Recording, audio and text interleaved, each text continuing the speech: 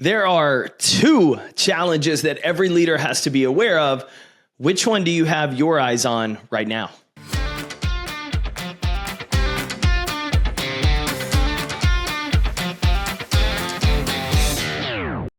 Good morning, competitor. Jake here, your Chief Encouragement Officer. We're kicking off a brand new week. This is a brand new episode of the Compete Everyday podcast, and I'm so incredibly glad you're here. As we dive into the show, I want to encourage you, maybe spur a little fire underneath you to join me November 1st at the Strive to Impact Conference. That's right. We've got an incredible conference coming right here to Frisco, Texas. And for the rest of this month until September 30th, you can get $100 off your ticket price on general admission. So make sure you get signed up right here, right now. You'll find a link here in the show notes, but I want to invite you to join me, international keynote speakers and coaches, Henna Pryor, Carrie Wilkerson, and Exos's mental performance coach, James Leith, coming here for an interactive full day of keynotes, workshops, connection, all the things that you need as a high performer to take your game to the next level this year and set up an even stronger 2025. I know the holiday season is incredibly busy. The finish to Q4,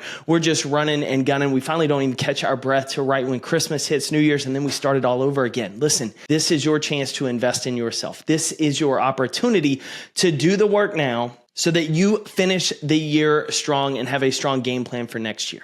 We're going to be talking about mindset, leadership influence, building impactful teams and cultures. And the best part is this is not one of those conferences with a lot of fluff where you just feel on an emotional high and then you go flat the next day because you don't know how to apply it. Henna, Carrie, James, and myself are going to provide you actionable tips and takeaways you can implement immediately to improve the goals you go after in your personal and your professional life. So save $100 off your ticket until September 30th. We have less than 50 seats remaining. Head to strive2impact.com. That's strive2impact.com to grab your seat or click the link here in the show notes. Now, when we talk about leadership, when we talk about pursuits, today's episode is really on this idea of leading yourself. The idea of having personal and professional goals that you're continuously pursuing, things that you're chasing after. And regardless of where you are in the journey, there's always two obstacles you have to be aware of. Two obstacles that honestly can trip you up if you're not intentional and aware of them. The first obstacle is the one that most people are aware of. It's the most common. It's the challenges to reaching your goal. These are the things that get in your way of achieving success. And a lot of times those things are found in the mirror. It's the procrastination because we can just do it tomorrow. It's the distractions of working on busy work and not the right productive work that's going to move us toward our goal. A lot of times it's adding too many priorities, quote, priorities to our plate because we've come into this mindset that everything is a priority when in reality it makes nothing a priority. Sometimes the things that are distractions are our poor time management. We're not blocking time off in our calendar to work on our goal.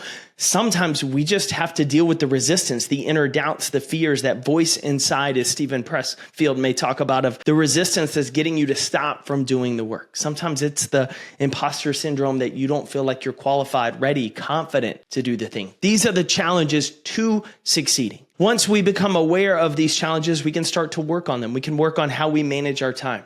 We can work on our consistency. We can incorporate accountability by getting 1 to 2 other leaders to hold us accountable on the action steps required. We can start to eliminate some of the things off of our to-do list to make time for the priorities. These are the challenges to succeeding that most people are incredibly aware of. They know success is not easy. To earn it, you have to overcome these challenges. And a lot of our challenges are, self-inflicted. The second one, this is the one that gets more people because it catches them off guard. See, the second challenge every leader has to face is the challenge once you succeed. See, the first challenges are the challenges to success. They're the ones that get in your way on that way to your goal. But the second ones, they're the ones that show up after you succeed, after you get that promotion, after you sign that first client, after you reach your annual goal. What happens with these is complacency. Right? Our focus becomes distracted because we've already hit our goal. We relax. We take our foot off the gas. The things that set us up for success, well, our ego says we're past that. We don't need to work on those basics anymore because we're already at this higher level. The challenges once you succeed are the things that stop most people from putting back-to-back winning months together, back-to-back winning years together. It keeps them from ever reaching their full potential because every time they take one step forward, they take two back. They let their habits slip. They complete training for that race. They do that race, and then instead of just dialing back a little bit of the training, they just go off the edge. It's sheet cake and donuts every morning, right?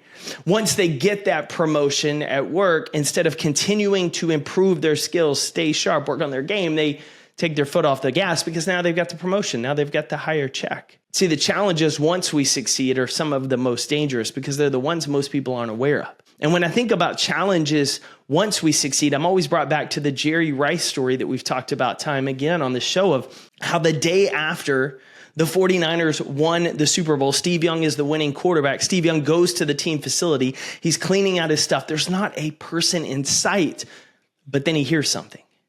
He hears something from coming outside on the practice field, and he pops his head out and he sees Jerry Rice out there running wind sprints on air. He's training. He's already preparing for next season.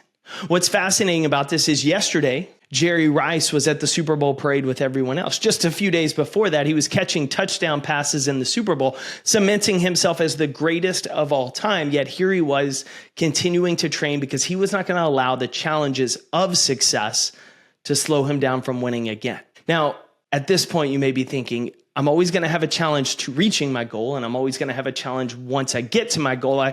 This is just kind of never ending, right? This is frustrating. Maybe it's overwhelming. Maybe you kind of feel like Sisyphus, right? The ancient Greek story of Sisyphus, who's always pushing the boulder up the hill. And every time he gets to the top of the hill, because he's cursed, it rolls back down to the bottom and he has to do it all over again the next day. And you might be thinking, man, I don't know about this. If I'm always going to have a challenge to reaching a goal, if I'm always going to have a challenge once I reach my goal, what's the point of reaching the goal? So what's the point of striving? And it's the constant improvement of yourself. It's understanding it's not the easy things in life we become most proud of. It's not the easy achievements that we hang our hat on. It's the meaningful ones. It's the struggles. It's the challenge. And the story of Sisyphus is incredible because here's a guy who's cursed, right? He's cursed every day to roll that boulder up the hill, and every night it goes back down to the bottom. He's got to do it all over again. But what he does is find joy in the struggle. Some days he's going to push it up with just his head. Some days he's going to back it up the hill. Some days he's going to push it to the side. He's going to make a game of the challenge every single day. And by doing so, it's almost like he gave the gods who cursed him a middle finger because they gave him this struggle, this challenge, this obstacle to curse him. And he's made a game of it to make himself better. And that's how we have to approach our challenges, as a game. See, we talk about time and time again about being in the arena. The Theodore Roosevelt quote, the man in the arena. What's in the arena? It's the games. It's the football field. It's the baseball field. It's the competition, the Olympics. It's the game. And the game is messy and it's hard and you're going to struggle and you're going to have days where everything's going well and you're going to get the rug pulled out from underneath you. You're going to have days where you just can't feel like you're making progress. But if you make a game of it, if you decide, hey, this is what's in front of me today, let's go. Let me accept the challenge. Let me see how I can enjoy working through this, getting better, because I'm focused on the big picture, not the current emotional discomfort. So as a leader, if you're working toward your goal right now, you're facing those challenges and you can be like, oh, they're never ending. Or you can be like, let's go and see what I've got today. Let's have some fun overcoming them. Let's become someone more strong, more disciplined, more capable of achieving success. And if you're on the other side, if you've already achieved the goal, then your challenge is waking up and saying, hey, how do I not sit on what I've done? How do I not rest on the success I've had in the past? And how do I keep moving forward, keep competing? How do I continue to move forward when most people stop? See, the challenges can be looked at as something to fret about, to whine about, to complain about, or like Sisyphus, they can be looked at as a game. And let's see how I can take it on today. Let's see what I've got in the tank. Let me discover what I'm capable of. Every one of us, if we're chasing success, if we're working to improve, are facing one of those two obstacles, either on the way to the goal or once we've reached it. And instead of complaining about the challenges and the adversities and the struggles and the resistance, what if we started making a game of it? How would we respond if we started having fun with this growth process, having fun with those tough workouts, having fun making those sales calls, having fun doing the things that most people won't do to achieve the results that most people want? That's the goal, is to do what most people won't do and achieve what most people wish they had. And the way we do that is taking on both of these obstacles this week with the right mind, the right attitude, and the right readiness to compete. Go win your day today, competitor. You know I'm cheering for you. Thanks for tuning in to another episode of the Compete Everyday podcast. To get in touch with the team, drop us an email to podcast@competeeveryday.com.